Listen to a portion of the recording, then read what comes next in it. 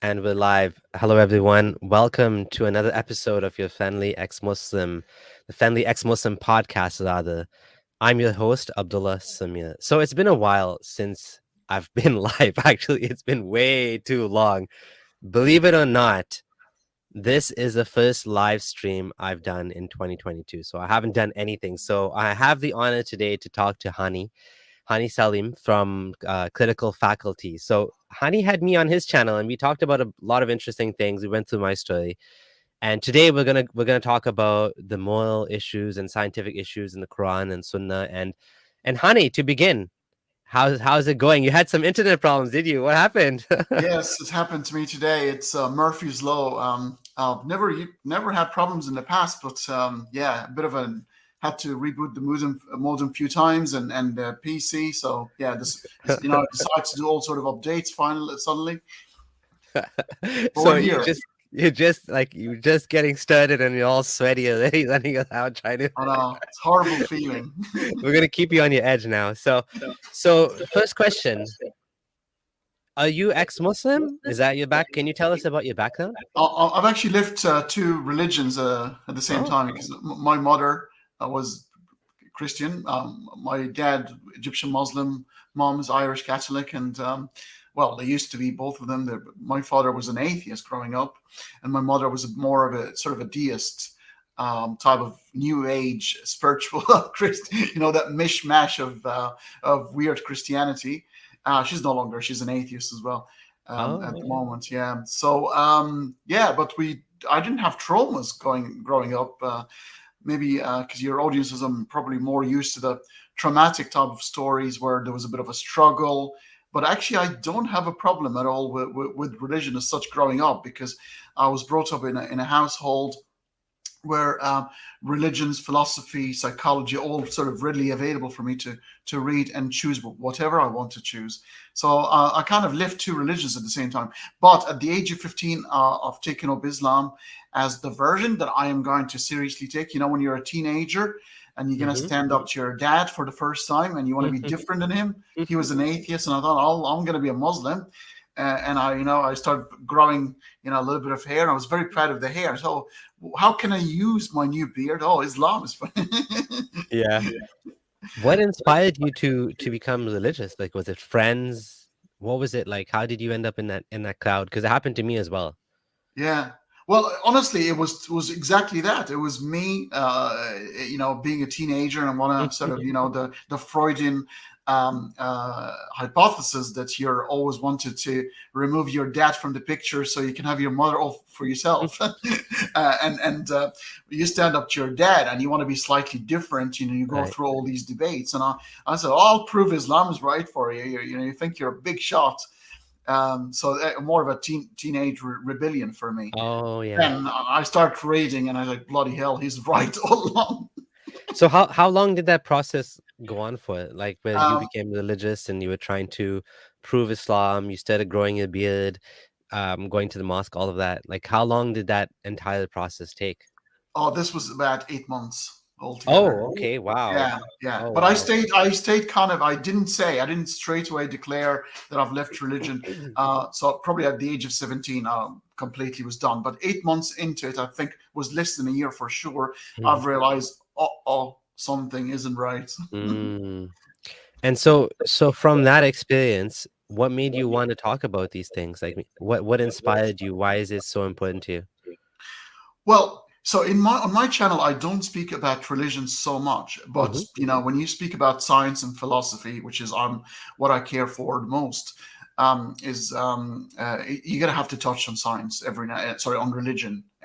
It's inevitable. If you talk about human rights, if you talk about anything in life, because religion used to be the modus operandi some time ago. This is how you done philosophy, politics, and especially when you talk Islam.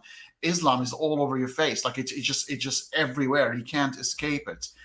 There isn't to give to Caesar what's to Caesar and to God what's to God. It's political religion, as you know. So it's very difficult to escape Islam if you're a Muslim. It's in the banking, it's in your bedroom, for God's sake. So it's very difficult to get away from it. And yeah, I've realized something inherently wrong in the doctrine, for sure. So your focus is more science, philosophy, and religion is it falls into that because it overlaps everything in life. It especially the Islamic religion. Do you find that the Muslim community is becoming more religious, do you think, or less religious? What do you see from the reactions to your channel from when you first started doing this until now? What are you noticing? I think the world is going through a metamorphosis now. At the moment, it is changing. Spirituality is becoming a thing. Everybody's diluting, which has been happening from day one anyway. I think it's an inherent problem in the religion and the way that God is, for some reason, insisting on and conveying his message in languages, which will dictate perception. And if you perceive the message in your own way, based on your own IQ, experiences, you will inevitably perceive it slightly different than everybody else. So I always contended that everybody has a slightly different version of God and different version of religion itself. So it's an inherent problem in the way God transferred his word through language. To me, it's if God wanted to convey his message, it would have made more sense. It would have been through ideas, direct download of ideas. But once you inscript it in languages, and especially in a language that's almost dead, I think Arabic is not going to have much life to go. It's not very flexible. It's not changing with time. And it's quite apparent because if I'm a native Arabic speaker, I can understand the Quran firsthand.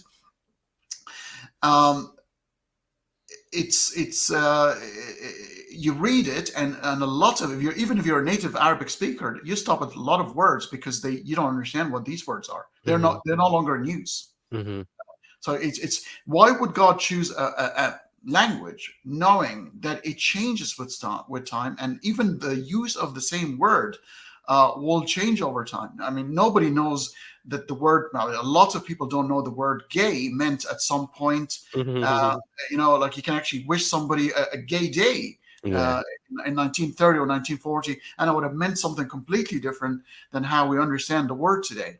So it's a problematic area for me.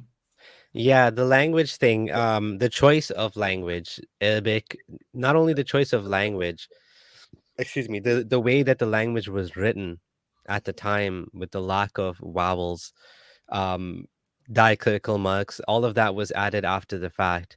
The early manuscripts of the early Quranic manuscripts, they didn't have dots.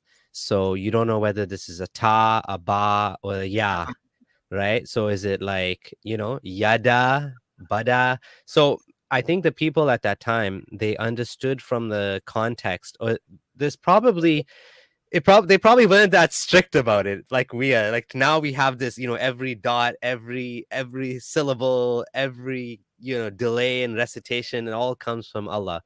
But back then they were probably like just reading it, whatever it said. They were like, yeah, okay, one guy reads it this way, the other guy reads it that way.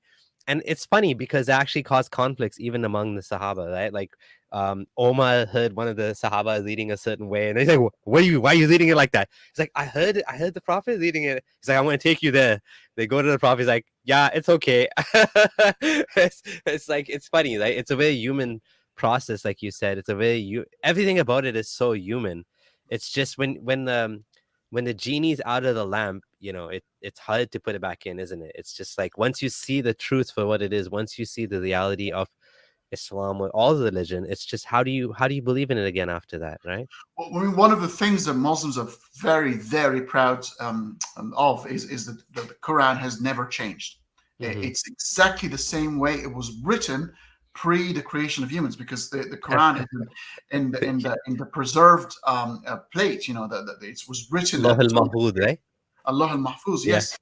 And that's quite interesting because it means that Abu Lahab the guy who was sort of been talked badly about in the Quran, had no choice in the matter. Yeah. His conduct was written way before he was created. Did he have free will? Yeah, so that's an interesting comment, interesting point about the free will thing, as that's also another huge like paradox. How do you understand the paradox of free will in Islam specifically, not in in science? I think most Muslims, especially the conservative Muslims, they claim they don't have free will and they're okay with it. I think that what makes sense to me, because it is actually written all over the Quran that God chooses who He would like to sort of Yeah, provide faith to, or seal the heart if He wants yeah. to. So there is no say in the matter. Remember, and this is the contrast of the relationship, the dynamics in Judaism, Islam, and Christianity. This is a contract between master and slave. Let's make no mistake. This is not a Yeah. father. This is not a heavenly father in the sky. This is the good old fashioned dad. You do as you told, type of that. The divine command Yeah. theory of God. So there is no free will, and they're okay with it. They're just hoping that they are going to be one of those people that would God choose in a lottery to provide guidance. So, from what I've heard, there's a lot of different ways that Muslims try to deal with this or out. So, from my perspective, first of all, there is a problem. The reason we know there's a problem is because whenever Muslims come to this issue, they always get confused. And I got confused as a Muslim, and there's no real good solution to it. It's one of those things that when you try to rational, it's almost like the Trinity type of situation where it's logically incoherent, so you have to come up with analogies to make sense out of it. But this is the same problem. You have a contradiction here that's inherent to the theology. One part of it says you have free will, the other part of it says everything is qadr, right? So there's qada and qadr. So how do you resolve the two? There's been multiple sects or schools of thought, the Jamiites and the Qadarites, and a lot of these different people that try to resolve this conflict, and they all had different ways of resolving it. I remember that when I was Muslim, I remember sheikhs saying things like, "Don't think about it too much. Don't try to understand this because you're not going to be able to understand it. It's only Allah knows." Like things like that. One w- one scholar I remember, or preacher, would say something to the effect of, "Only the intention is yours, but the action is not yours." Like it's kind of like it's weird. So basically, what you want to do is what you're rewarded for, and not what you actually do. I don't know. And other people say that from our perspective, we do have free will. The way I see it, and tell me if you disagree. If we have free will, like truly have free will, libertarian free will, not from a religious perspective, that makes us like gods too, because that means God's authority is not ultimate. If God has ultimate decision making power over every single human being, every single creature, then we cannot have free will. You cannot have it both ways, because that imply, like, it's not possible logically. Either God is the one that decides, or knows, and everything happens according to his will, or we have free will, and therefore God is in some way limited because we have autonomy. Right? Even if autonomy is limited, like we can't create beings out of blow into clay and make it to life like supposedly God, Allah, did. We can't do that, but we still, within what we can do, theoretically, I can choose whether to raise my hand, not raise my hand, punch. And without that, there's no hell and heaven becomes meaningless, because if hell and heaven is so when I ask scholars, or when I try to reconcile this, they would say things like, again, it's all stupid stuff. It's like God makes it easy for you to do the deeds that you're destined to do. so so it's still your deed. So this is a different opinion now. It's still you doing it. But like, if so, because and another thing, then why do you pray to God? Like, why are you asking God to do it? The free will thing is such a mind screw. Like there's no coherent way out of this mess, right? The term free will in the existence of the omnipotent and omniscient God is incoherent concept. It can't be. It Right. can't possibly be. Right. Even the existence of an omnipotent and omniscient God is also incoherent. Because I can give you an example. Sure. Go ahead. Yeah. If God knows the future, and that's omniscience, Mm-hmm. he knows everything, can he change what he was going to do in the future? Because that's omnipotence. Mm-hmm. You'll come to a contradiction straight away. That's You an won't be interesting able question. to. Yeah, the absolutes and all God's attributes lead to contradictions. Yeah. It's inevitable. I'm now content free will is an illusion. Yeah. I'm a compatibilist, so I'm not a determinist. I'm a determinist at heart, but I want to live this life. I know that the things that I'm choosing to choose, I'm like Cypher in the Matrix. I know the stake that doesn't exist. I know, but it's okay. I need to enjoy it, otherwise I go mad.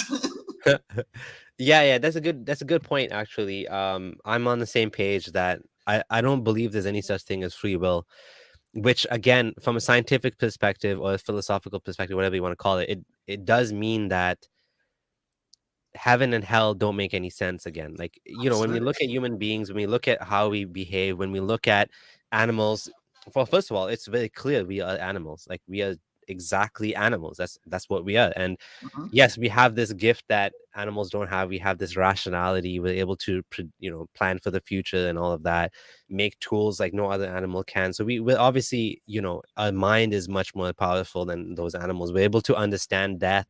We're able to make up gods. I don't know if animals do that. There's been some observation of animals that looks like they're doing something religious, but we don't really know if the monkeys are just like, we don't know what's going on there. Like, we're not sure what they're doing exactly.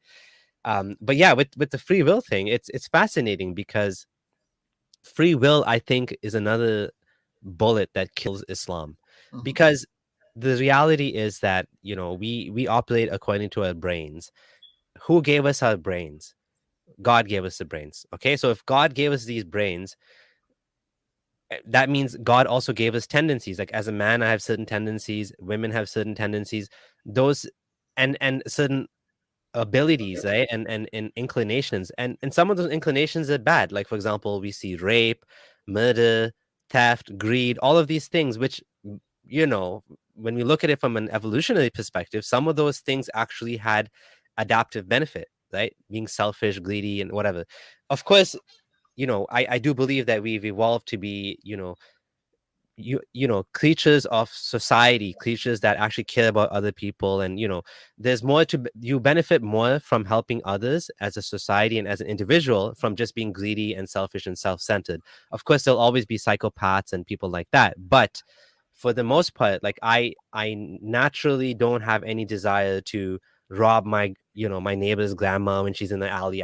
If she fell down, I'd pick, if she dropped her wallet, I'd give it to her. I have no desire to steal. You know what I'm saying? Like, I don't have those inclinations, but those inclinations do exist in human beings. And when you're put in a corner in a war type situation or something, it comes out. Like, you'd rather kill someone else than be killed yourself. All of us, and I think some of us get shocked by just how dark, how badly we can behave when we're cornered, right? Like, if someone threatens you or your family, you can actually turn into a monster, right? And we had this conversation yesterday with Dr. Price about pacifism. Oh yeah, we had a conversation about pacifism, whether it's logically coherent, whether it actually makes sense. And yes, you're right. We all turn into that self-preservation mode. But here is a proposition for you as well. If Islam is the one true religion, just the virtue by you being born Muslim, I probably have one up from you because I'm a Muslim and an Arabic native speaker. But imagine somebody who's born in India to a Hindu family. And as you know, 95% of the population will never change religion. They'll stick to. So here we go. From the word go, somebody's been given a bit of a favor here. I mean, where's the justice in that? Just Yeah, that's be rightly born in the right religion, you know. yeah, that like unfair situation where, some people like, depending on what situation you're born in, you're more or less lucky because you're gonna end up having a harder or easier test. Muslims will always pull the, well, this get out of jail card, which is, well, maybe they didn't receive the message. They'll always say that. To me, that's actually not really a good argument because the Quran doesn't emphasize this. It's I don't even know where this comes from, that, like, because the Quran actually says the opposite. It says everybody was given the message. Everybody Hmm. received the message. Prophets were sent to every nation. And then I think from the hadith is where they come up with this exemption. But the exemption is never meant to be the entire United States disbelieving population is all going to be going to paradise because none of them got the message properly, or they found ISIS, they saw ISIS on TV and they're like, oh, this is Islam, so they got the wrong Especially if they image. appeal to fitra. If they appeal to fitra, that means everybody is born Muslim, and you kind of resist it to stray away from it one way or Yeah. another. So you ought to go back to your nature, kind of thing. Yeah. Yeah. So going back to the free will thing, we see certain animals. For example, I believe it was I was watching this documentary on Netflix, the one that Obama is reading narrating, and it talked about sea lions. Like with sea lions, the male sea lion calls out, and the female sea lion comes to him. Whereas for other animals like walruses or whatever, like the male is the sexually aggressive one. And in some animals where there's no even consent, in the sense that, like, the animal will forcibly inseminate the female. So Hmm. that's part of the design of nature, where you call it design. It's not design, obviously. It's the way that it evolved. Hmm. But like, for someone that believes in God, you have to believe that God made these animals like rape and murder and do all these things, including humans, right? So now with humans, theists will always say, well, there's free will.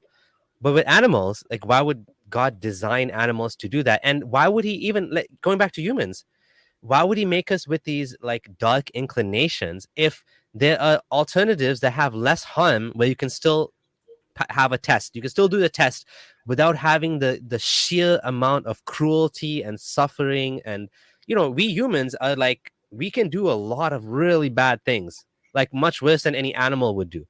Yet you have animals where even by nature they don't have those options, because they're like, they'll signal to the partner, okay, I'm ready, come. There's none of this aggressiveness. Some animals have that aggressiveness, like we're one of those that do.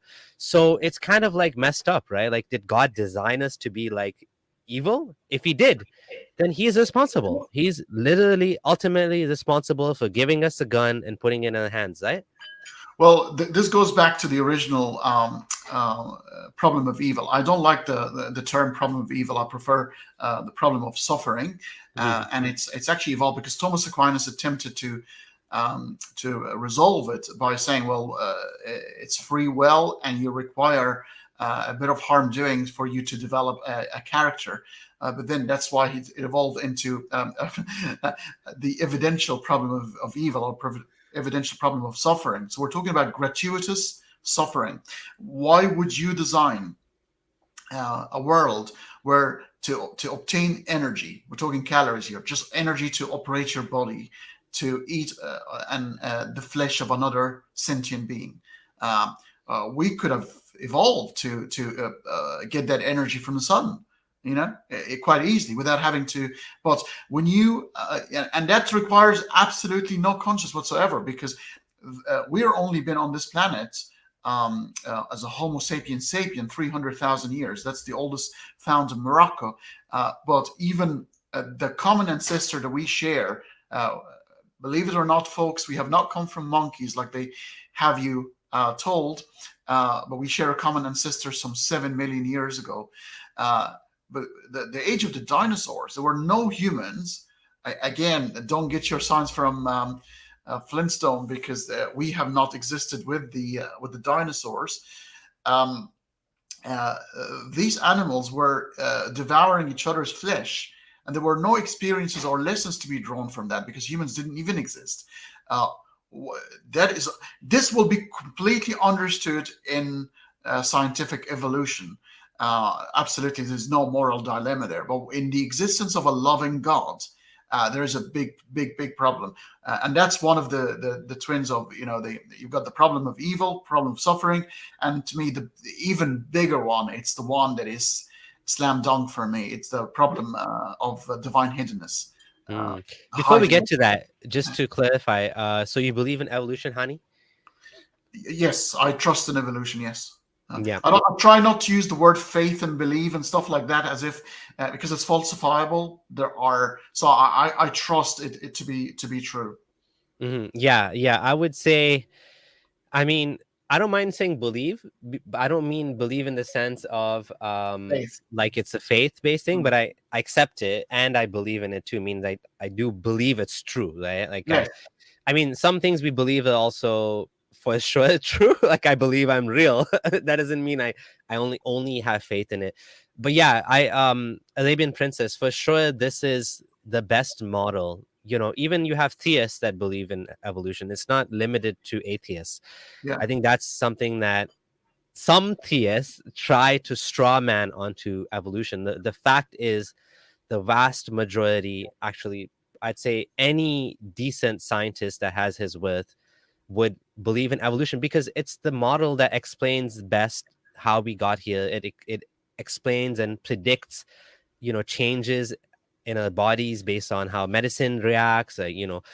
Pharmacy, all of pharmaceuticals are based on evolution and on an understanding of our body. Like everything in science. I mean, there's no better model for the way we are, why we are, why we are the way we are, than evolution. Like you can't.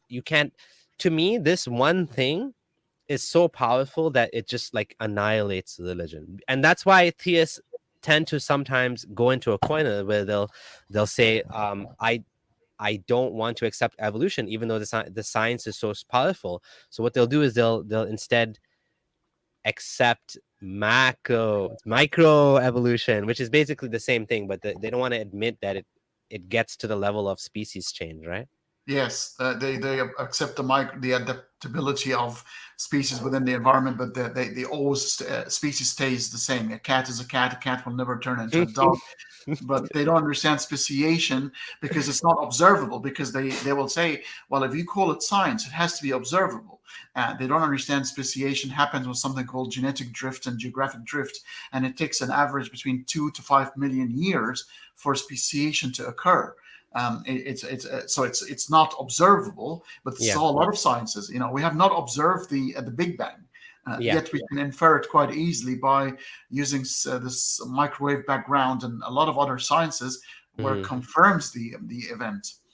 Yeah, it gets to the point where they're almost like becoming conspiracy theorists when they say, I want to see it. Because that's what conspiracy theorists say. They say, flat earthers, for example, they say, I won't believe it until I see it. Well, most of our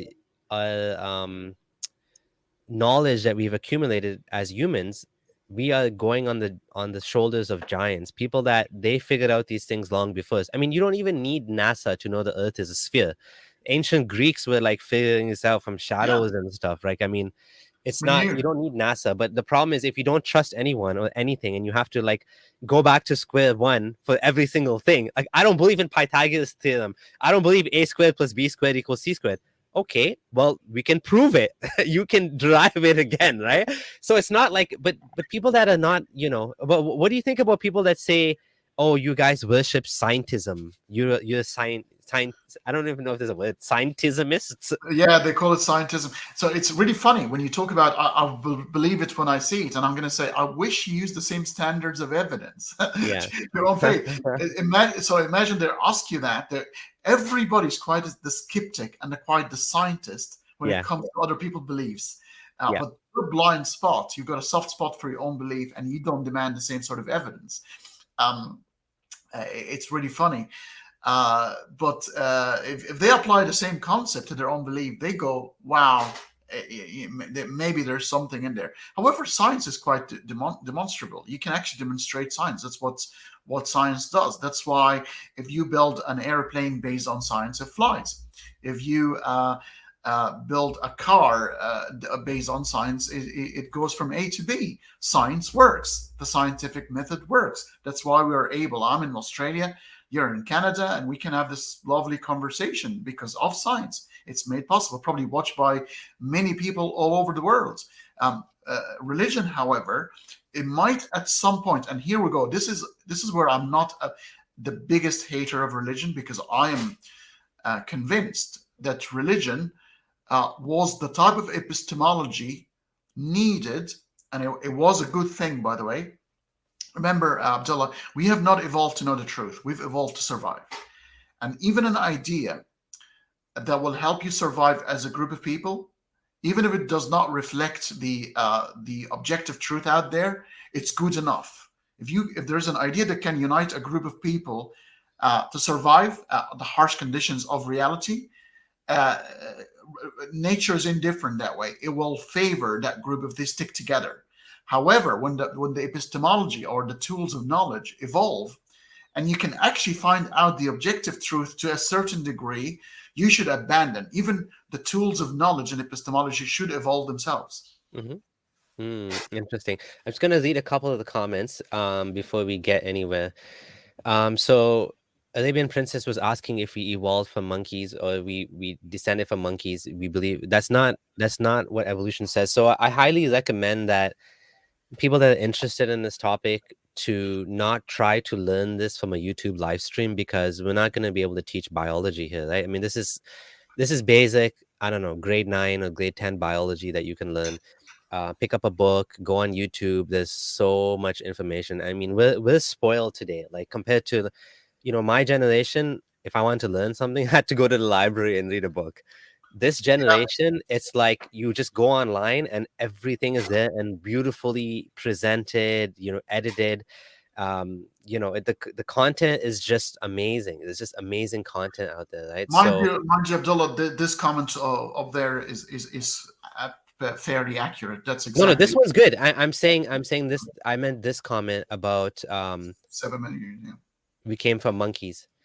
Yeah, so I was just saying this is not the right venue to resolve these issues, but we did explain it a bit. But you'll be more convinced if you actually look into the history and you understand how the genetics work. How we know this. How do we know where we came from? What about the chromosomes and what are the similarities? Look at the DNA, right? And primates are not monkeys, by the way. Just I want to say the gorillas, chimpanzees, and orangutan. These are the primates. We actually classified as primates. Okay. We are primates. We are apes. So these are apes, primates, right? Not monkeys. Yeah, I think they mean monkeys in the more general in the colloquial sense. Yeah. Okay. So Yasser Qadi said something to the effect that there has never been anything more challenging to Islam than evolution. This is by Waladun. I think this comment is going to be repeated over and over again with different, instead of evolution, it's going to be this, instead of blank here, has never been more challenging to Islam than anything else. It's going to keep happening over and over again. It's not just, first it was the science, the cosmology, then it was the holes in the Quran, issue with the preservation, then it's the evolution, then it's going to be something else, the language issues. The more we find out the stories in the Quran, where they came from, all of these things are, any ancient book that claims to be from God has put itself at a very, very high standard, and it's gonna, the burden of proof is gonna be very difficult to maintain that this is from God. You know what I mean? If it was from God, it should be easy to know this, but the reality is that it's falling apart, day by day. Let me see if there's any more comments. Big translated meme says, with space tourism, they will see it. Flat earthers are going extinct in the next 15 years. Yeah. Eventually be able to see it with your own eyes. I mean, there are people who have been able to see it with their own eyes. I mean, that's honestly, and this is why you shouldn't, folks, involve in a debate with a flat earther, because this is an objectively verified truth. We now know. NASA isn't conspiring. The moon hasn't been split and been super glued back together like they have you told. It's it didn't happen.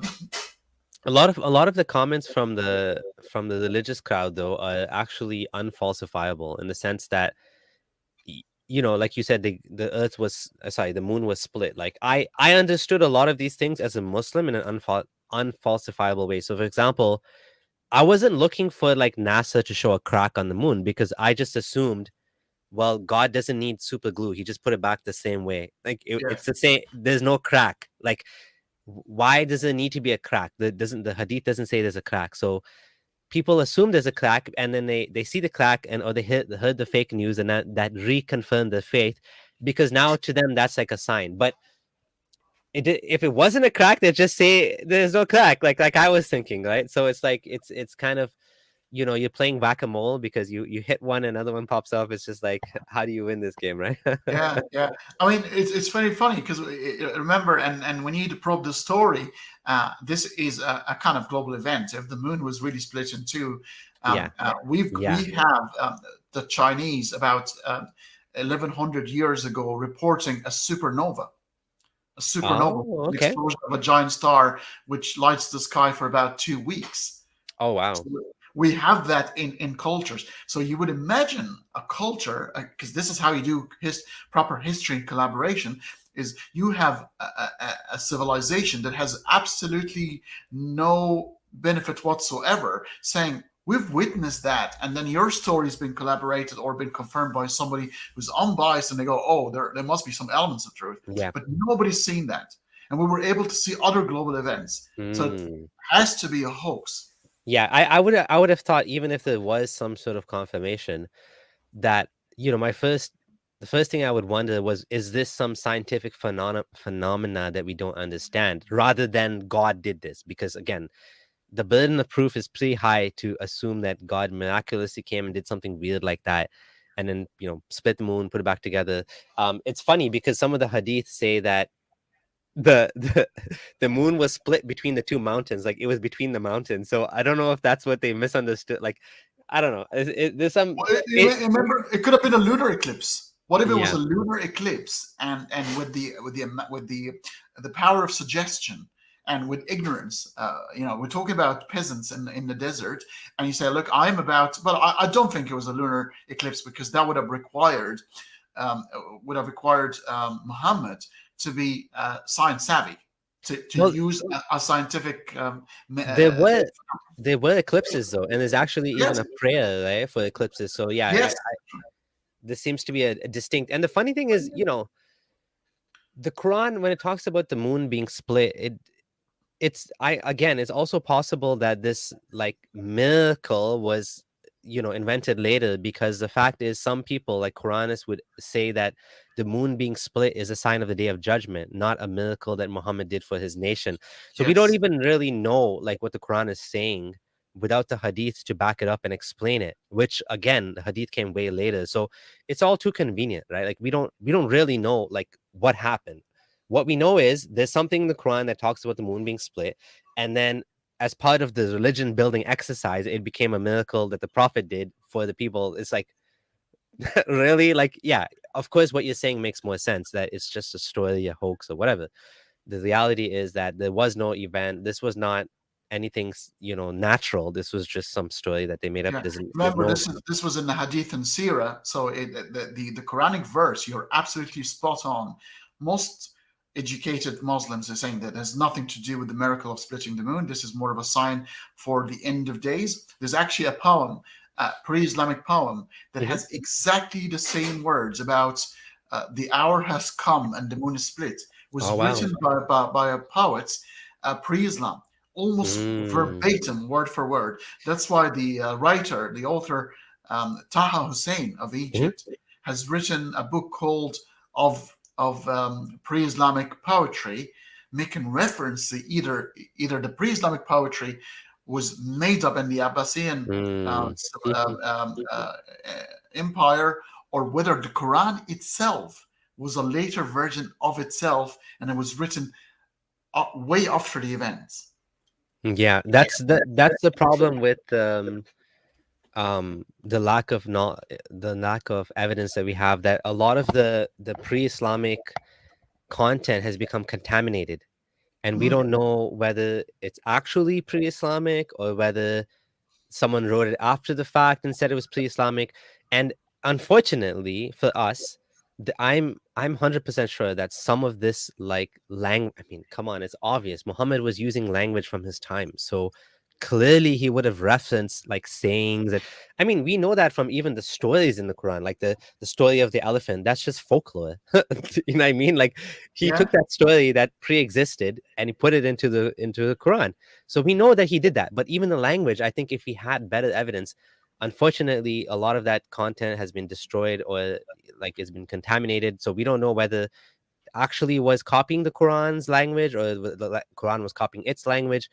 Regardless, we don't need that to know it's not from God. We know that. Like this is very human, right? That's exactly how you play the game with the prophecies. You know, the Romans and the Persians, and how the Quran predicted that the Romans will win again at some point. But it's exactly like, if I'm going to give it to people in a contemporary form. Let's imagine you're a Liverpool fan. Liverpool and Chelsea are playing in the FA Cup final very soon, so I'm very excited. Imagine I'm reporting that Liverpool, that I predicted some 90 years ago, that Liverpool is going to beat Chelsea 3-1 in a final. But because it's 90 years ago, I could have written this report a couple of days after the game is finished. And it's been published, but I can backdate it to a couple of days earlier in the game, making me sound that I predicted the game. But it was written after the event. So that's how a lot of prophecies are. They're actually reverse engineered. They're back to front. And you can do that a lot, especially when we're talking about something that is hundreds and thousands of years ago. Yeah. So yeah, that is a big problem too, that we don't have the precise dating of the events. And also so about that miracle of Surah Rum, I remember reading a hadith about it where it's so funny. Abu Bakr made a bet based on the Quranic verse that one of the the Romans were going to win. And then what happened was he said, I think 3 to 6, I don't remember the exact, but 3 to 6 years, I'm going to bet you they're going to win. But they won after like 10 years or something, right? So then Muhammad said, why did you bet only 6 years? He's like, yeah, well, I understood the words of the Quran to mean that. He's like, no, it means up to this length of time, something like that, right? The word bid'ah Bid'ah is sinin, right? supposed to be between 3, because otherwise, if it's 2, you can use the ithnan. Right.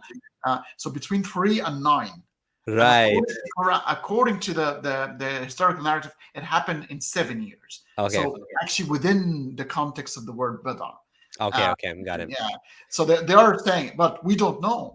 This could have been 10 years written after. Remember, the Quran, and we probably need to explain it to the folks, because the book was not collected at all at the end of Muhammad's era. Was never collected. He died, and the whole thing was pretty much with the people who memorized the Quran, and bits and pieces of skin, animal skin, palms, written all over the place. And there was a battle where those who memorized the Quran, quite a lot of them died. And this is where people are starting to get scared. So we better start writing this down. These people are dying, and we're going to forget the Quran. Remember, Uthman burned a lot of Qurans. What does that tell you? It's authenticated story. When you burn lots of versions of the Quran, what does that tell you, Abdullah? That means there were versions of the Quran that they were not accurate. But based on who decided that? Mm-hmm. You know that the Quran that we have today, that's supposed to be not different, in Morocco is writ slightly different in different areas than the one in Egypt. Yeah, they have the Warsh and the Hafs and Warsh reading. Yeah, there's all different variants. So now Muslims say that all those variants are actually all from Allah. All of those different variants are from Allah. And actually the evidence they use is a hadith that says that Allah revealed it in 7 ahruf. That's when we get into the whole holes in the narrative, because nobody knows what an ahruf is even. Like, that word is not defined. And even if you try to know what it means, does it mean dialect? Does it mean, like, each one of those opinions is cancelled because of the fact that like there's evidence against each of the opinions. So, for example, if it means dialect, well, how come some of the Sahaba were reading in this one and they're both in the same Quraysh, for example, right? So the unfortunately, or fortunately for us, but unfortunately for Muslims, it's just a mess. And now, it's becoming kind of public. I think Muslims do know this. This stuff goes all the way back to, Masahif of Abi Dawood. Like this has all been narrated that these problems exist, but the common Muslim doesn't know this. Like you said, I think even I remember when I was going for Taraweeh, they always have to remind the Taraweeh is a special prayer in Ramadan. Sorry. Where everyone comes and follows and tries to read the whole Quran behind the Imam, and so sometimes they'd have an Imam from, like you said, a different country, like Egypt or something, and they're reading it differently. And they have to remind people, by the way, it's not a mistake. We're reading a different dialect, a different version, right? A different riwayat. So don't freak out. This is still Quran. And people are like, what is this? Like, so people don't know about this. But it is there in the books. The people of knowledge or knowledgeable people do know this, but it's not common knowledge. And it is a fitna. It's a problem for the community because it's weird, right? And dialects change meanings. I mean, the dialects. I mean, you can have the word crack, and in Canada, US, and Australia would mean something completely different than the one says in Ireland. Like in Ireland, you go, we had a good mighty crack yesterday, and it means that we had a laugh. But if you have a crack in Canada, it means you're having a go at something. You're trying. So that's another one. Yeah, that's a good point. Yeah, that's a really good point. Actually, having a crack means like having a laugh. Crack to open a good one. Could be like open the beer. yeah. Yeah.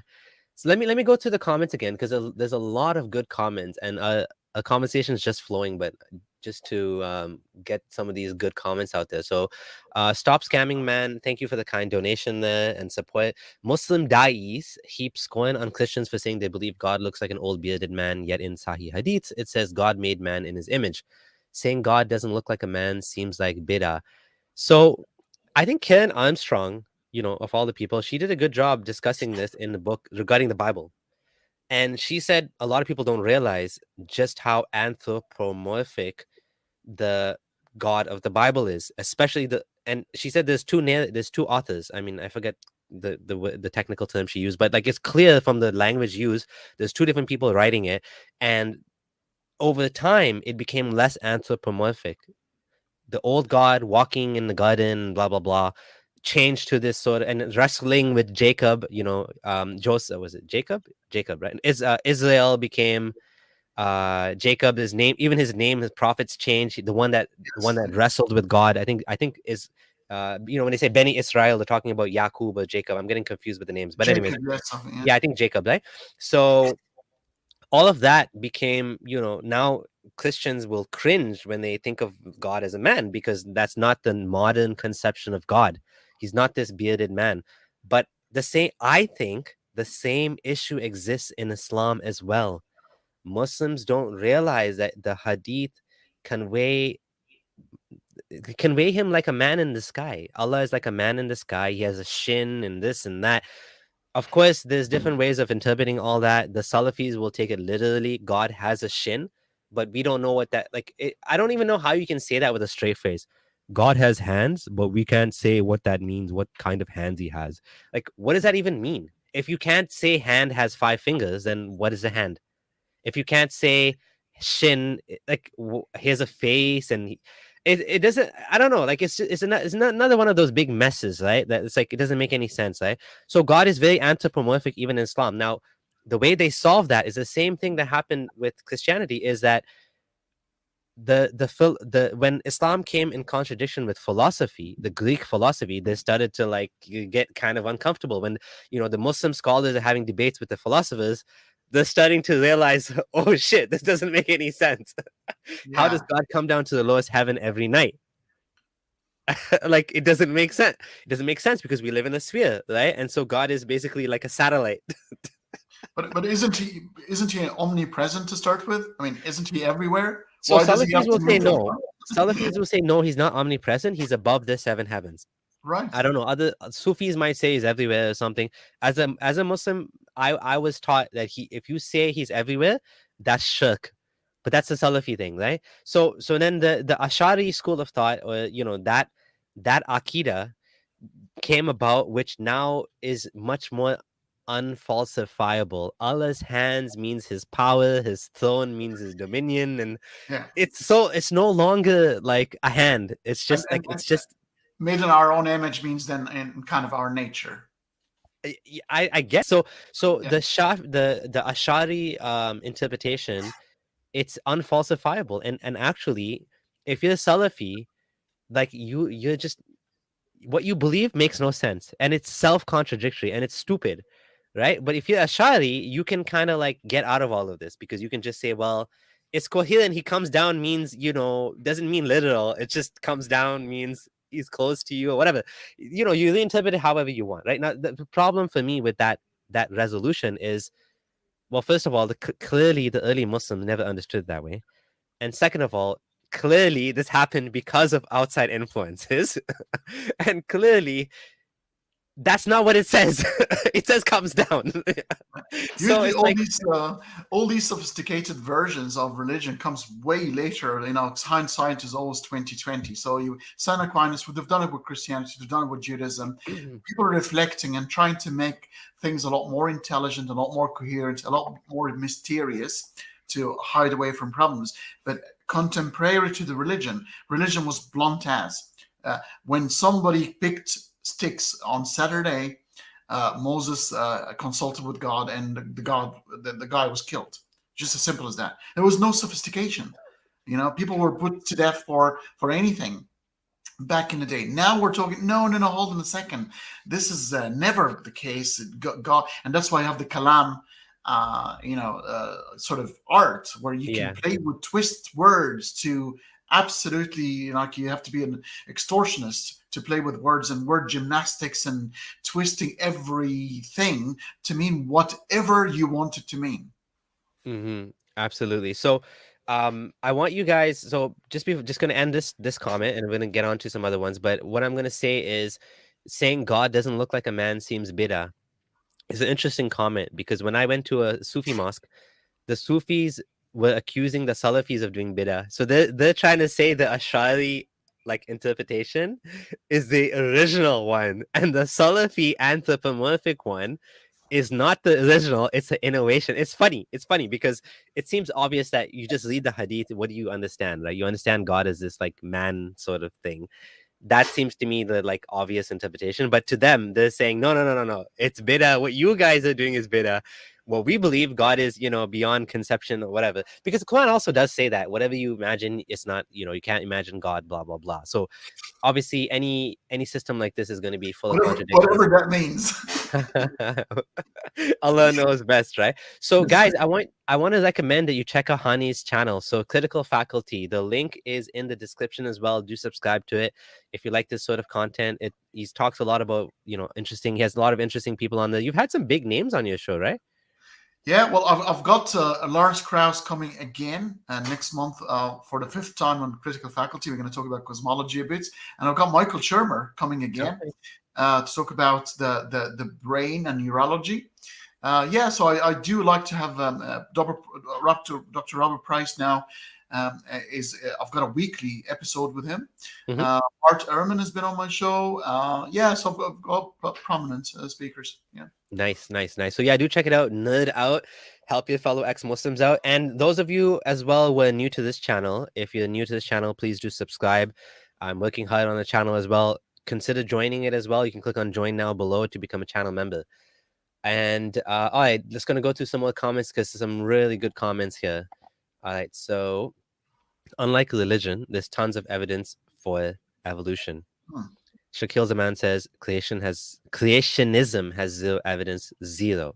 That's exactly right. It's a lot of twisting and stretching and straw manning and basically making artificial like boundaries where they don't exist. For example, and saying Abdullah, yep. and it's scientifically falsified, because there is a fundamental thing in biology called a minimum founding population, Mhm. and there's minimum viable population. A minimum founding population is the number of the members of that particular species required at the beginning to establish the beginning of species. Mhm. You can't have that with two. It's impossible, because you end up with a poor genetic pool, and that will lead to the demise of the species. You have by the way, each species have a certain number. So horses have a certain number assigned to it, and that number becomes the minimum viable population. And if a species go under or below that number, they're considered endangered. And the same Mhm. thing That makes sense. Yeah. establish humanity just based on two, it will invoke a Mhm. couple of problems: scientific issue and a moral one, because Islam frowns too much upon incest, but it seems that Mhm. proposing that will propose that incest had to be a precondition for life itself. Yeah. Yeah, it's amazing just how much we actually know about our history. Like there's actually a comment here. Here we go. By Waldun. Read Jerry Coyne's book Why Evolution is True. I'm actually quote him on my blog. He says the scientific evidence shows that Adam and Eve could not have existed, at least in the way they're portrayed in the Bible or Quran. Genetic data shows no evidence of any human bottleneck as small as two people. There's simply too many different kinds of genes around for that to be true. So we understand through genetics that this is just not possible, right? So yeah, that's a great point, right? Okay. Um, I was under native atheist. I was under the impression that Islam has no problem with evolution. I guess I was wrong. The main problem with Islam and evolution is the Adam and Eve thing. If you get like because of Adam and Eve, you have this problem that all of us have a common mother and father, which is just false. We know again from genetics. Again, I'm quoting from my blog. Same blog.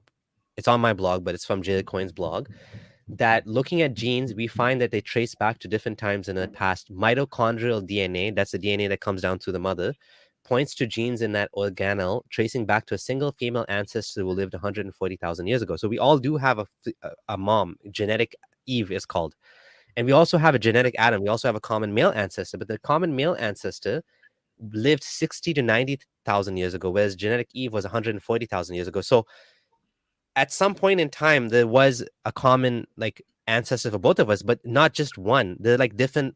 So it's kind of like you can say we have a great great great grandpa and a great great great great great great grandma, but there's no common male and female that we're all from. Like it's The, a the, tree, right? Yeah, the mitochondrial Eve, and unfortunately, I hate these names. I Mm-hmm. hate these names because when science is trying to be popular, they appeal to religious names. So it's called Uh-huh. the mitochondrial Eve and Yeah, chromosomal Adam, yeah. and these are supposed to be the most recent Okay. common ancestor. Oh, I So, see. It's a most recent. so Okay. we have multiple common ancestors in different, and this is the most recent. It's not the first; Mm. it's the most recent. I see. I see. All right. So I'm just gonna keep reading some of the comments.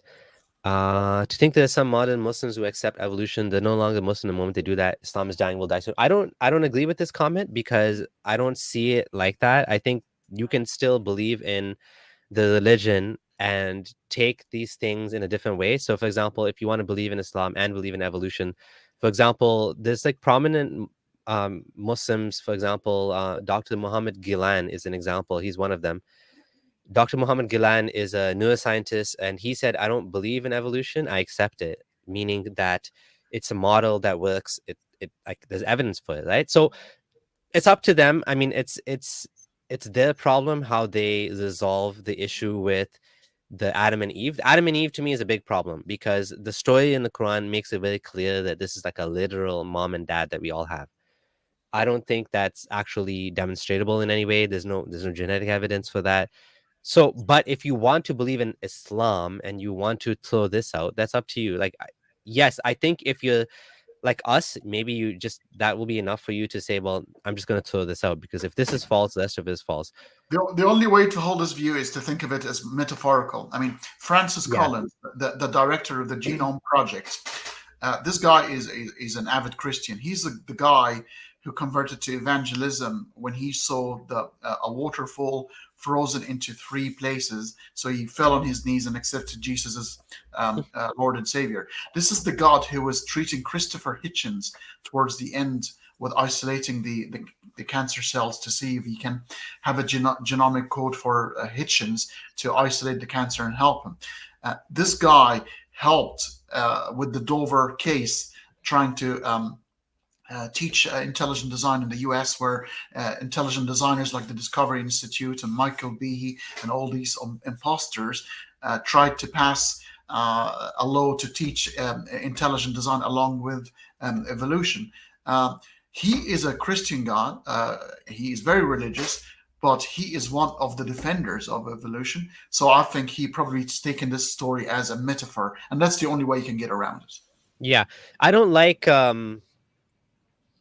boxing people into boxes. I really, it's a pet peeve. It annoys me to no avail when people that are not Muslim tell Muslims you can't be Muslim because of this. I just find that like very cringe worthy, because I mean, all of religion is made up at the end of the day. I mean, were we to become like Maulvis or mullahs or sheikhs, you are not proper Muslim, how dare you, like whatever, like let people believe. We can call them out and say this is inconsistent. Yes, you can call them out, but to say someone is not Muslim, I don't know. That bugs me, so I'm not gonna say that. So yeah, I agree. All right, so I'm gonna go through some more comments and let's keep going. Okay, so this is talking about the the moon splitting. Everyone was asleep. Yeah, this is a dig at Fareed and certain apologists. They say things like it was cloudy, people were asleep. Like give me a break. Okay, the most important,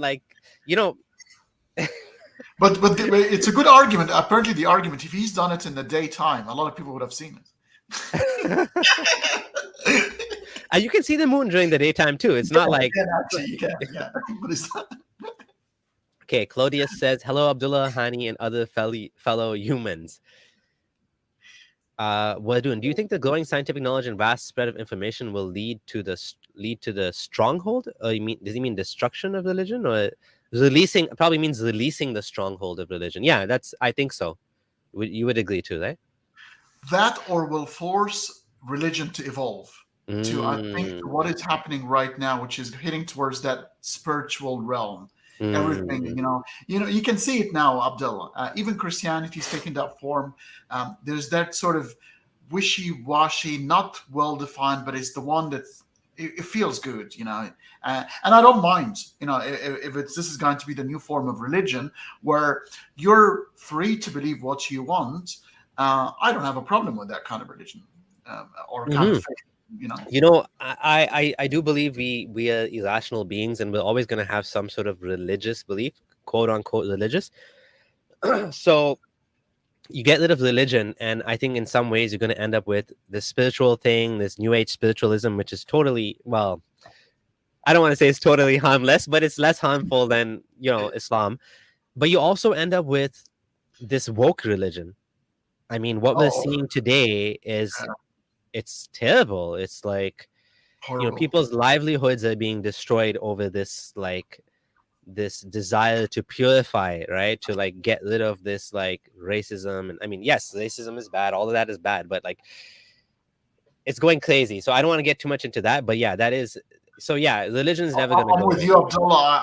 I hate that sort of thing. That's why I give platform to those who are cancelled, because I could disagree with them, but you got to have a conversation. How do you change bad ideas by just saying, well, you're out of sight, then you're out of mind. It's not happening. It's not happening. La, la, la, la, I'm not listening. No, you got to have a conversation, because you could actually change their minds. Yep, exactly. All right. So I think this is in basically the same question, but he put as a super chat. Do you think widespread scientific knowledge and vast accessibility of internet will lead to people leaving Islam in droves? I think that's happening. That's what we're seeing, right? For different people, it's different things. For me, the science kind of poked at me and then got me to start investigating, and then the stories and other things as well led to the eventual downfall of Islam in my mind.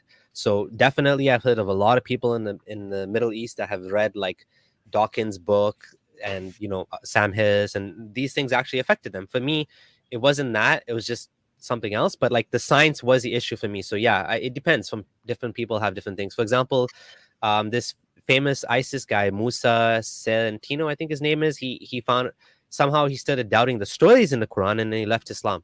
So like it's different things. The Aussie guy, I think he was an Aussie. I think so, yeah. Musa something, yeah. So yeah, it's definitely happening. Thank you for the super chat, and thank you for the super chat, Native Atheist, who said not too familiar with Islam. Thanks for the show. You're most welcome. This is why we're doing it, so appreciate it. Okay. Alrighty. This is a good question. Can science ever explain a miracle? How would you answer this? How you want to take this one? Yeah, and there, I think if you scroll down, she elaborated. I think I've noticed that she's elaborated on that particular from Arabian Princess.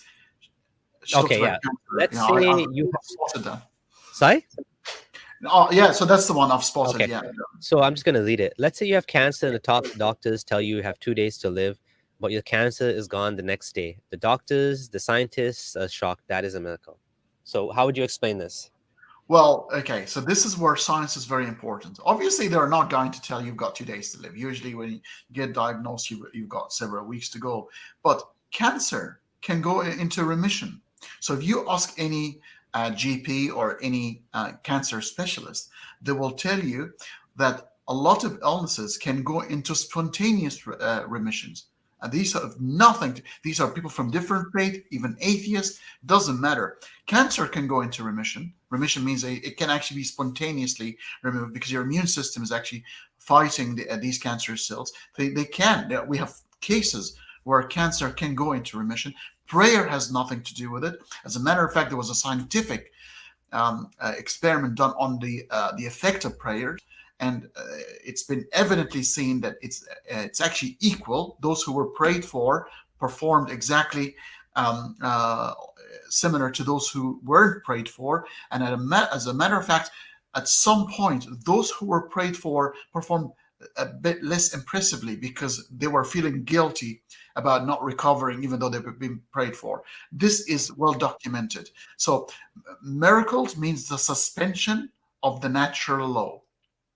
Cancer going into remission is not a suspension of a natural law, therefore it cannot be categorized as a miracle. So yeah, that's a good point. The study you're talking about is called the Harvard Prayer Study, and it was actually done by Christian, funded by a Christian organization. Kind of talking about shooting yourself in the foot there. Yeah, but it's good for them. I mean, they funded their own demise. So okay, there's a lot more to this. I'm just gonna say one thing about this, and I want to try to get through the other comments. There's still a lot of really good comments. Geez, wow, there's so good comments here. Okay, so Arabian Princess, I would just ask you one thing. Why is it that God does not heal amputees? Meaning, I lost a limb. How come we never see a miracle like that? Why is it that the miracles we see are always in cases where it's something vague, something we don't quite understand, like a cancer in the body, something very complicated, so that there's like a 50-50 chance you might actually, the doctors are wrong because they don't totally understand the way the cancer interacts with the body's immune. It's like there's like a zillion variables, and there's no way to mathematically predict what's going to happen. Like you just don't know. We can try to model it, and we know, there's like a 60% chance this will happen, there's a 20% chance this will happen, and there's a 10% chance you'll survive and it'll go away. There is a chance that we know that based on modeling, but we don't know exactly what's going to happen based on the million variables and your genetics and your body's shape and your health and blah blah blah. But like something that's like clearly like you lost a limb, that just you never get a limb back. Why is that? Theoretically, a miracle should be able to, you should be able to get your fingers back if they could. You know what I mean? It sounds funny, but why is it funny? It makes sense what I'm saying, right? Like it's a good point. Like, why is it that miracles only happen with like these like gray area illnesses that we don't really understand? And miracles do happen, but not because of God. Miracles happen because of something unexpected. It's not a miracle in the sense that God intervened. It's a miracle in the sense that something that had like a 0.1% chance happened. Like your child was about to die, and then something that should have happened didn't happen. The child didn't die. The child came back to normal health. And we attribute this to, and the interesting thing is when we look at psychology, the less control you have over the situation, the more superstitious you become. So they've done studies where, based on the situation you're in, for example, like pitchers in baseball, pitching is one of the most difficult things, and there's like a very high variability of success. Like sometimes you're going to throw the ball and everyone's going to hit it, sometimes you're going to throw the ball and they're going to miss it. In situations like that where there's very little control, people tend to be super suspicious, super superstitious. They'll have like this thing, they'll kiss a rabbit's leg or a four-leaf clover. They'll have certain thing they do all the time. They'll try to bring control back to their life, because there's very low control they have in that situation. And that's how we humans are. When we are losing control of a situation, an environment, a sickness is coming, we become irrational, right? Like there's a popular meme that says, "You atheists, when you're on a plane or you're on a ship and the ship is sinking, are you gonna call God?" Hell yeah, because you become superstitious. Like, does that mean that's the right thing to do? No, it's a superstitious, dumb. Like, I'm totally out of options. I'm just gonna like yell for help to whoever's out there. Yeah, like that's not the rationality at play. That's just desperation. So when you're desperate, you're gonna do desperate things, right? I remember in one of the episodes in The Simpsons, Homer said, "I know I have been neglecting you, big guy, and I'm not a praying man." And I think it was a plane or something. But if you're there, please, please, please help me, Superman.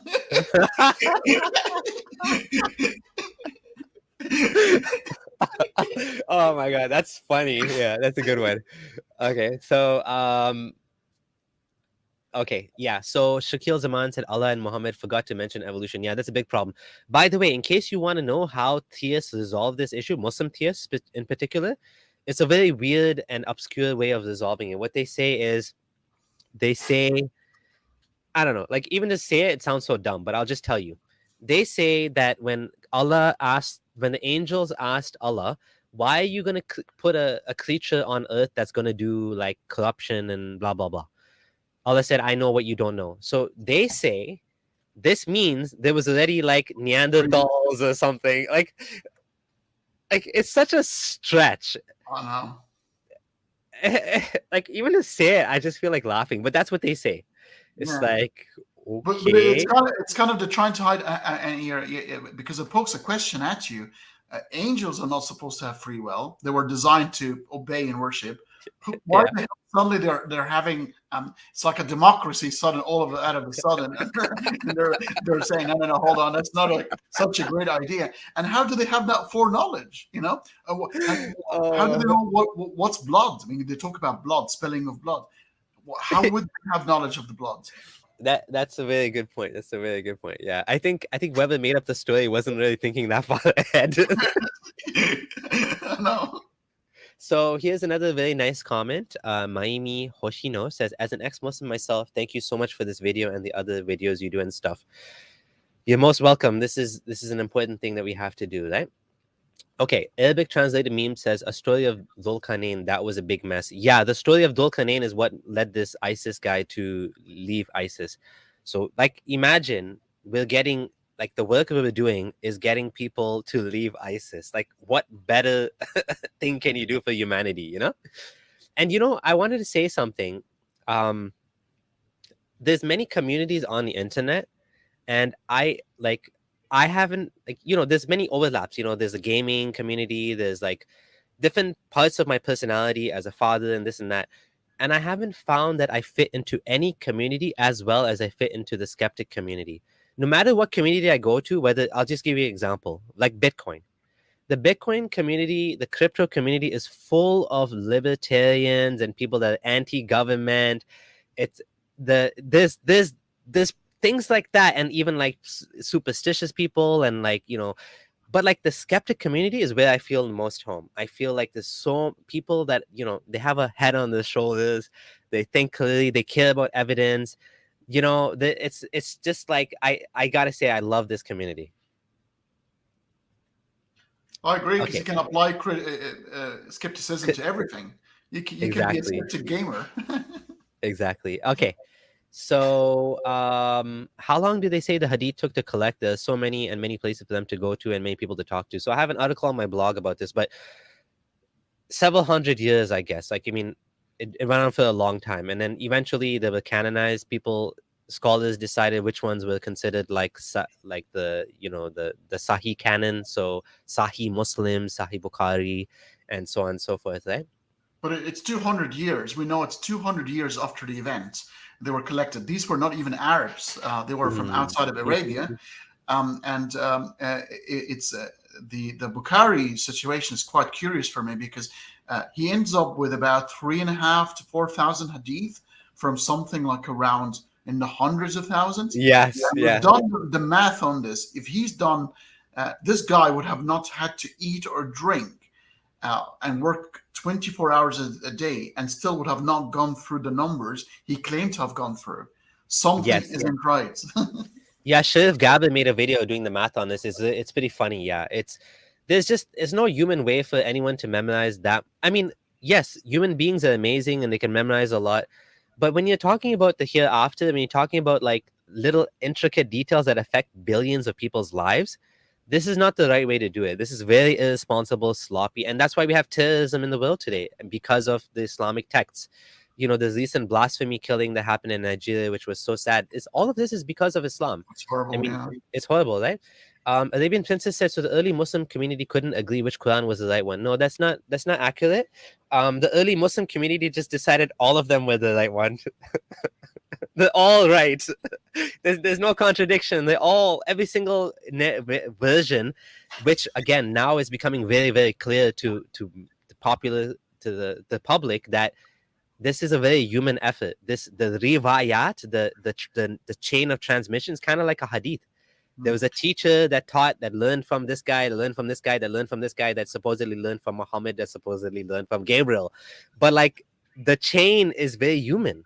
And it's Yeah, a big mess. Like it's a big mix up of like different things. And so we don't have any pure Quran. What we have is a mishmash of different ahruf, or whatever you want to call it, different versions. They're all mixed together, right? yeah. Maybe she's referring as well to the incident of burning of other versions of the Quran Oh, at right. Ottoman, and that obviously betrays that something was happening there. Obviously, were Okay. conflicting version at the very early stage That's a good before. point. The Ibn Yeah, Abbas had a conflict with Abu Bakr and refused to give back. I remember there was some. Was it Ibn Abbas who didn't want to give his? And one of them was in went Aisha had to, her own Quran. There yeah, was a and some of version them of that. refused to give it and burn it. And so basically, even though Uthman tried to get rid of variants, Yeah, they still ended up. Yeah, that's a good point. There and was they a were conflict. referring to some surahs were omitted, like the stoning verse. They're saying there used to be a stoning verse, but a goat or a chicken came and ate Yeah, it go. Yeah, under the bed of Aisha, which is like a funny yeah, yeah, story. yeah, This is the what God's supposed to conserve his word, and yep. imagine just a random goat or a chicken going and eating his words. So Shakil Zaman said, please subscribe and like. Thank you so much. Friendly ex-Muslim, please keep up what you're doing. Keep up the good work. Thank you so much. Islam Channel USA said you are repeating the traditional Islamic story that you claim you don't trust. So this kind of comment comes up quite a bit. I don't take the Islamic narrative as God-given truth, but I use it as a model to discuss because I'm not one of those revisionists that throws out the whole thing and said the entire religion was made up by a later caliph. I do believe there was a guy called Muhammad. I do believe he did some things. I don't know exactly whether he moved his finger or didn't move his finger to that extent. I don't believe we even know the true age of Aisha. I think we know she was a child. So a lot of the details are all gone. We don't know for sure. And I'm okay with this being a vague sort of cloud of knowledge about Muhammad because I don't care. My hereafter is not at stake in the sense that, like, to a Muslim, they need this to be 100% true because your entire life is based on this. For me, I'm discussing this story so that other Muslims can understand the contradiction. So it's like when Marvel fans are making fun of Batman and they say, well, you claim Batman's the best, but how does it make sense? He doesn't even have any superpowers, but he's like beating up these people with superpowers. They don't believe in Batman, but they're just showing you the story is dumb. because not Superman, but because Wolverine is a real hero here. You know what I'm saying? And the Batman guy was saying, "Oh, Wolverine's what kind of guy is Wolverine? All Magneto can just take his like whatever. Like you don't have to believe in it to critique it, You right?" can see it to my left there, Superman versus Batman. There, you can see them. Yeah. So I don't have to believe. I don't trust Muhammad was a prophet. I don't trust he split the moon. But we can still poke holes in it from a consistency perspective. There's a mathematical or philosophical thing called proof by contradiction. Proof by contradiction means you have a premise and a conclusion, and if you can show that the premises lead to a contradiction, then you can throw out the premises. So premise 1 is Muhammad is a prophet of God. Premise 2 is Muhammad came up with the Quran, and the Quran says blah blah blah. Well, those two things contradict, so therefore we know that the premises cannot be true. He didn't speak to God, he made it up. Because that doesn't mean you accept the premises. You know what I'm saying? None of us is saying we believe Muhammad really. I mean, maybe some people do believe he did. I mean, we don't know for sure, but we don't need to know for sure. We can still critique the story because that's what Muslims believe. And if they want to throw it out, by all means, throw it out. You know, question the hadith, question all of it. There's no more Islam to talk about then. You know what I mean? In Aristotelian syllogism, that will be a non sequitur because the two premises that have nothing to do with each other. So you don't have, you can, maybe there are some Muhammad mythicists here, like the Jesus mythicist sort of thing, but you can be content that Muhammad was a historical figure and he believed what he's done and to be, but that doesn't mean that he was actually speaking to God in honest truth. So there was a question about that. I can't find it. That said, did Muhammad really exist? Or did Jesus really exist? I can't find it now. It's gone now. But there was actually a question like that. Yeah. Interesting. Yeah, well, that's a debate going on even in the Christian world. I think there was a big debate between Bart Ehrman and Robert Price, moderated by Matt Dillahunty. It was all about that. It was also, Jesus a historical figure? Yeah. Also, I mean, the most famous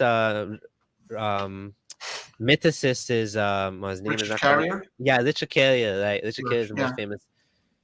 Okay, so yeah, we won't get into that. I do believe he existed. I do believe there's evidence for Muhammad existing, and if you read a book by oh my god, my mind's not working. Muhammad book, Dr. Sean Anthony.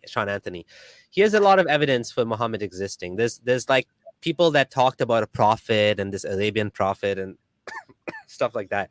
So I don't believe he was a mythical figure. I do not believe that. Do you agree with that? I think Muhammad existed. I think we've got enough evidence. There we go. So it's enough for Jesus, enough. But there are some elements. I'm not 100%, but I could say with Jesus, maybe I'm about 90-10, convinced that a historical Jesus existed. That's a good. Yeah, that's good. You have some skepticism there. That's good. Oh yeah, I never look. In my old age now, I never go 100% on anything. Alrighty, that's a very good way to put it. Even on the, I'm an atheist. Even on the existence of God, even Dawkins said that. He said he had a scale of 7, and he said it'd be about 6.7. He'd always want to leave just in case, because remember, our brains are quite deceiving. I could be deceived by my own brain. And I want to keep an area where I can, save my skin if I have to at the end.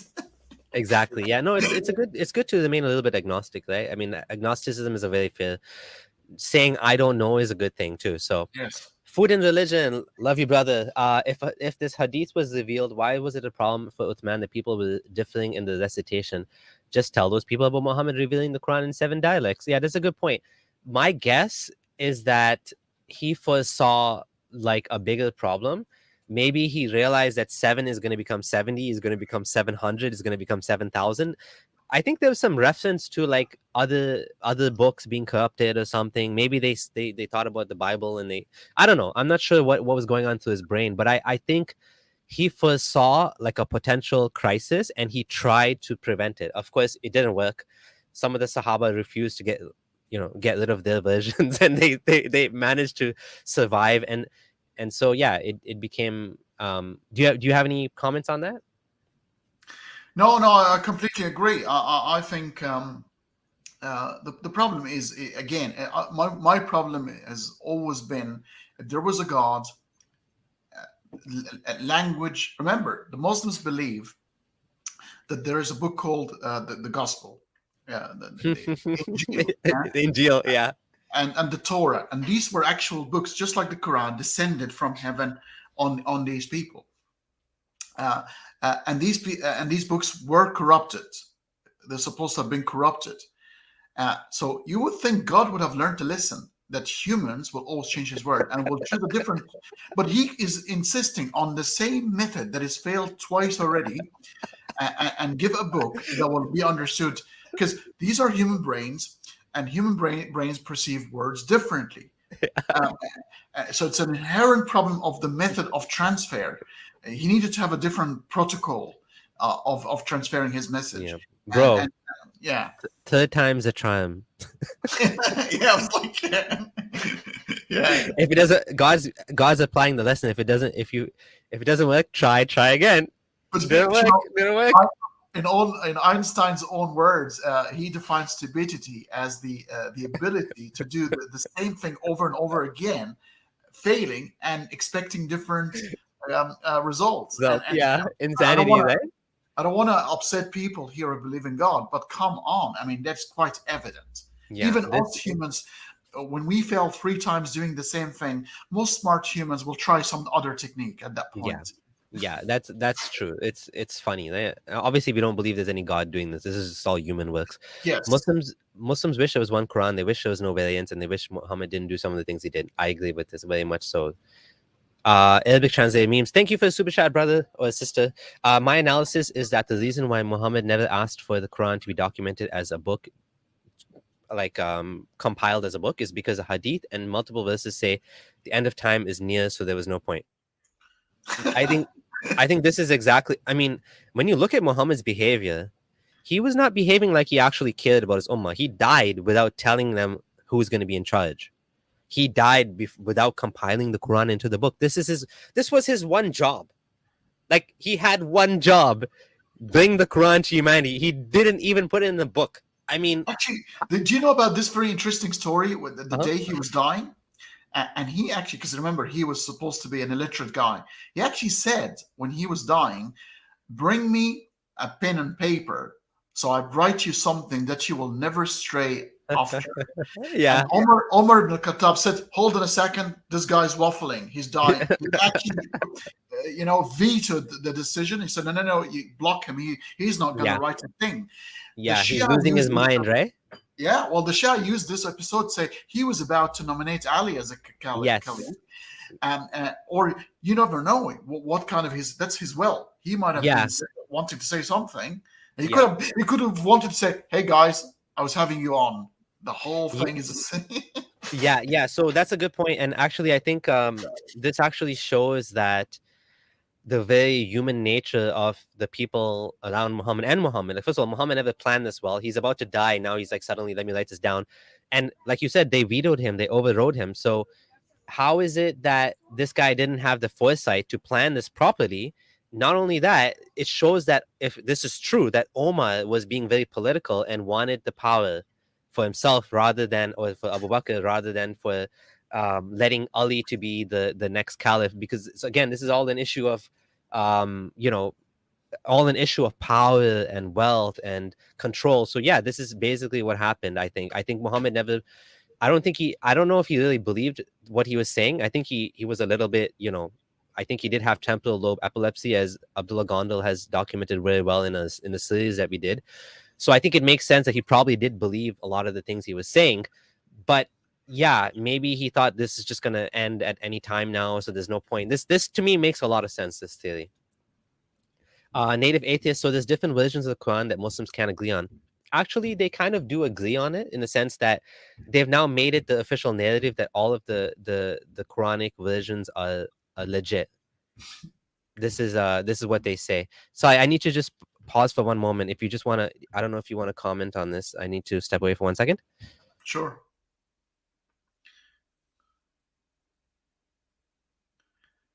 Oh, I agree. It's very similar to the Christian position. Might not be as pronounced in Christianity, where, remember, in Christianity, the debate isn't like the same. The Christians don't believe that these words were verbatim from God. Unlike them, Mm, if you try to understand Christianity from the Muslim point of view, you'll completely miss the point. There was no book that was given to Jesus like the Christians yes. know that. Uh, Even the four Gospels were written not even by the people who were supposed to be been attributed to, because they were written after the event, and they were written in Koine Greek, which is a language was not going to be familiar to simple farmers and fishermen. Remember, in antiquity, only 1 or 2% could write and read. Mhm. This was supposed to be an elite thing. So the writers of the Gospels were not the disciples of Christ, nor the Gospel is actually descended as a full book, a verbatim from God. It's more supposed to be more inspired. Yep. That's why Christians can have a little bit more leeway and not as literalist as the Muslims. Yes, yes, yes. So, I have to get going in the next 15 minutes, but let's try to get to some more comments. This is Sure. really interesting comments here, and this is an awesome conversation we're having. So, Bootyman Fadil said the Akida differences thing was a big discourse slash fight during the Islamic dynasty. Like, yeah, Reza Aslan, I know a lot of people don't like him, but in his book, he talked about this, how basically there was like Mutalizite, the Mutalizi position, which is kind of considered the rationalist position nowadays. This was a like a they have very different ways of interpreting Allah's attributes and who Allah is and his speech and blah blah blah. This was the official position of the Muslim Empire, and they were persecuting the what is now Ahl Sunnah, which is the other positions. And then the next caliph, I think Maimun, I don't remember the details, but it's in the book. It flipped because he actually converted or whatever, selected the other sect, and then the Mutalizai became oppressed to the point where there is no Mutalizi position anymore. There's no scholars. It's not part of the Muslim Ummah anymore. There's no that school of thought is gone. So it's very much a very human thing that which schools of thought survive and which are eliminated. It's basically based on the whims of the politicians, and to some extent, right? I mean, same thing with Christianity. When when Emperor Constantine converted to Christianity, the thing spread like crazy, right? So Yeah. it's a very human thing, right? Okay. Yeah, someone's saying a comment was deleted. No, I didn't delete any comment. I mean, too busy with this conversation, but I do have other admins here, but I don't think we deleted any comment about hijabis. I don't know what the comment was. Sometimes it happens on YouTube automatically for if there's some sort of algorithm Yeah, catches it. yeah. There's some words that are blocked or whatever, right? Does Abdullah still use the epilepsy argument? Does he not realize it's not a valid argument? Okay. I think you need to watch the 10 episodes. You need to watch the series on Temple, on Muhammad, and there's so much evidence. I don't even need to go through it all over again, but like, let me just tell you, I'm reading a book called Hallucinations right now by Oliver Sacks. And let me tell you, the things I read in this book, and all he's doing is just describing what people hallucinate and trying to explain why there have been people today that thought the food was talking to them. Do you know Muhammad said that the food used to talk to him? This is a common thing that happens today, and we know why it happens. We understand the neural pathways and the biology behind it. Do you really believe that Muhammad was so special that when the food was talking to him, this was actually not just his brain malfunctioning? Like, it's like people's like confidence in saying it's not a valid argument just makes me laugh. We have so much evidence that this is the best explanation for Muhammad's behavior. But you just want to say it's not a valid argument. Okay, good luck trying to say it's not a valid argument.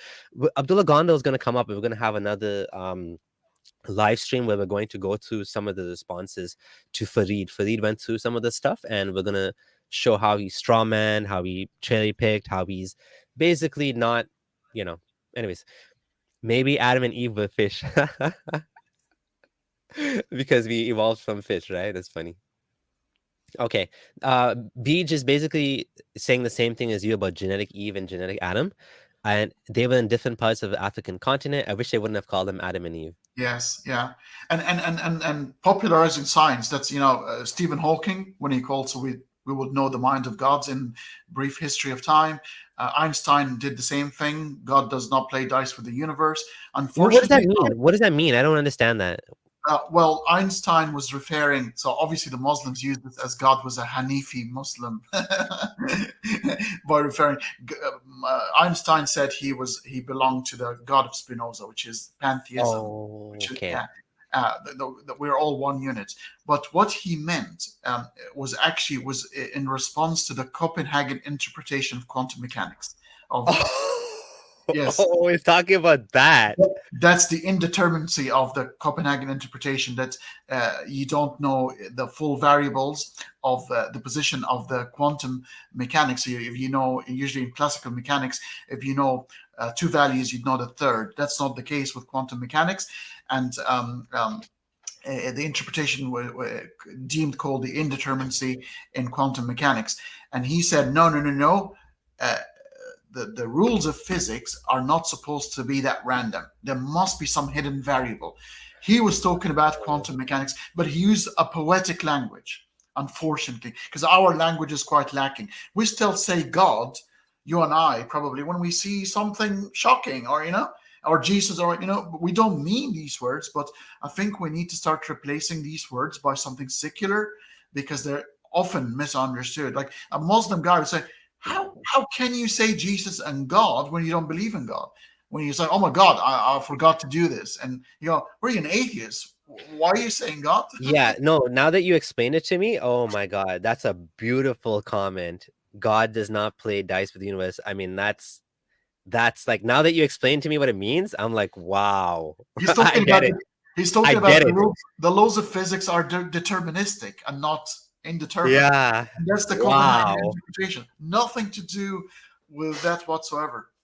Amazing. Okay, Chilling with Science says, wonderful conversation, Abdullah. Glad to see you fully recovered from COVID on your feet again. Fully recovered. I still have this nagging cough, but It's basically the annoying. way, yeah, I'm lucky. I think I got the variant version of it, which was more contagious, but less severe. So like a couple of days I was fine, but like yeah, the cough is still a little bit there. The So symptoms are mild. yeah, but I feel fine. Like I went to the gym and everything. I'm good now. So, Infidel Noodle, hello, nice to see you again. Okay.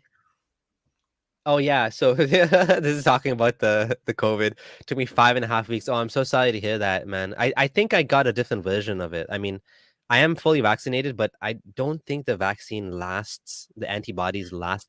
What, it's like 6 months or something, and then they're gone, right? Depends on what you've taken, but some are 3, some are 6. But I'm gonna get a 4th dose pretty soon to travel overseas. So it looks like we might have to live with this bloody thing for quite a while.